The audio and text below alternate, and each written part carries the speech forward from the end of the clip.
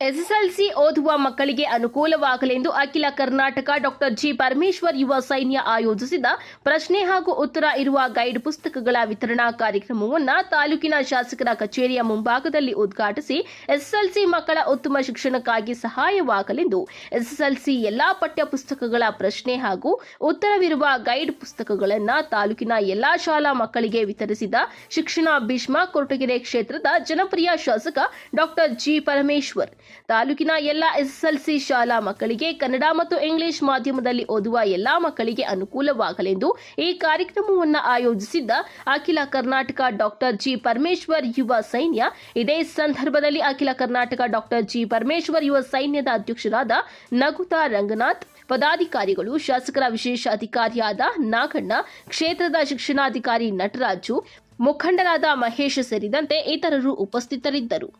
Next day ಬಂದಾಗ ನಿಮಗೆ link ಸಿಗಲ್ಲ, ಏನು ಪಾಠ ಮಾಡಿರ್ತಾರೆ ಅನ್ನುವಂಥದ್ದು. ಹೌದಲ್ವಾ? ಅನುಭವ ಆಗಿದೆಯಾ?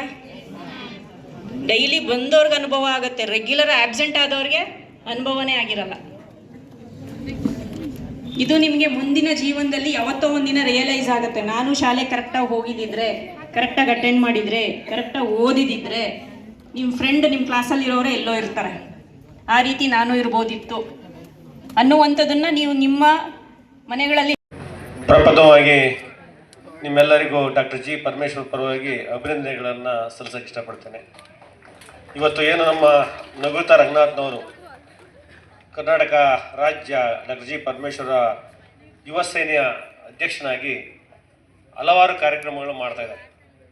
ಅದೇ ರೀತಿ ಇವತ್ತು ಈ ನನ್ನ ಕೊರಟಗೆರೆ ಕ್ಷೇತ್ರದಲ್ಲಿ ಈ ಕಾರ್ಯಕ್ರಮ ವಹಿಸಿ ಆ ವೇದಿಕೆ ಮೇಲೆ ಇರ್ತಕ್ಕಂಥ ಮಧುಗಿರಿ ವಿಭಾಗದ ಉಪನಿರ್ದೇಶಕರು ಸಹೋದರಿಯಾದ ಗಿರಿಜಾ ಮೇಡಮ್ ಅವರೇ, ಮತ್ತೊಬ್ಬ ಸಹೋದರ ನಟರಾಜ್ ಅವರೇ, ವೇದಿಕೆ ಮೇಲೆ ಇರ್ತಕ್ಕಂಥ ಎಲ್ಲ ನನ್ನ ಹಿರಿಯ ಗೌರವಾನ್ವಿತ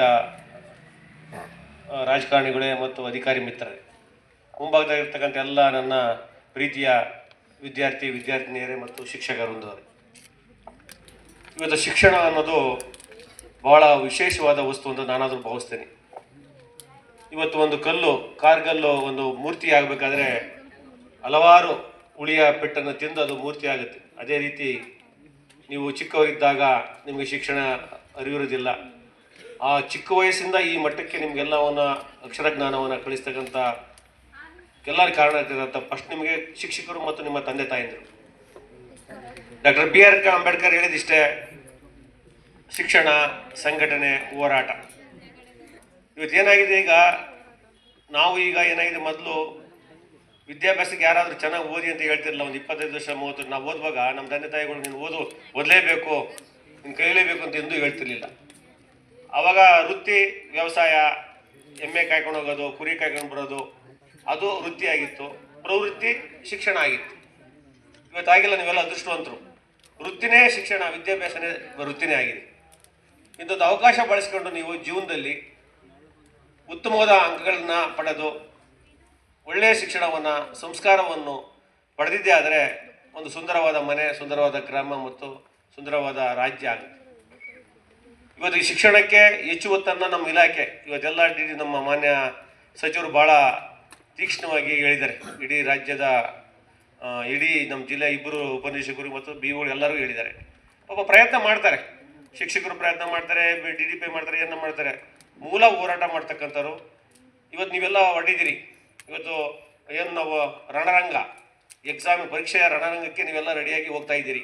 ಇನ್ನು 32 ದಿನದಲ್ಲಿ, ಈ 32 ದಿನ ಕೂಡ ಒಂದೊಂದು ದಿನ ಕೂಡ ನಿಮಗೆ ಹೋರಾಟ ತಗೊಂಡು ಏನು ಎಕ್ಸಾಮ್ ಆದ ನಂತರ ನೀವು ಮತ್ತೆ ಯುಗಾದಿ ಹಬ್ಬನೂ ಬರುತ್ತೆ, ನಿಮ್ಮ ಜೀವನದಲ್ಲಿ ಯುಗಾದಿ ಹಬ್ಬ ಆಚರಣೆ ಮಾಡ್ಬೋದು.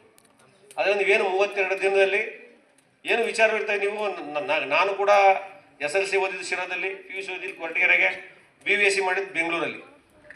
ನಾನು ಕೂಡ ಹೋಗೋದು ಮಾಡಿ ರಾತ್ರಿ ಸುಮಾರು ಒಂದು 8-10 ಗಂಟೆ ತನಕ ಓದಿ ಒಂದು ಅರ್ಧ ಮುಕ್ಕಾಲು ಗಂಟೆ ನಾನು ಏನು ಓದಿನಿ ಅಂತ ರಿಕಾಲ್ ಮಾಡ್ಕೊಂಡು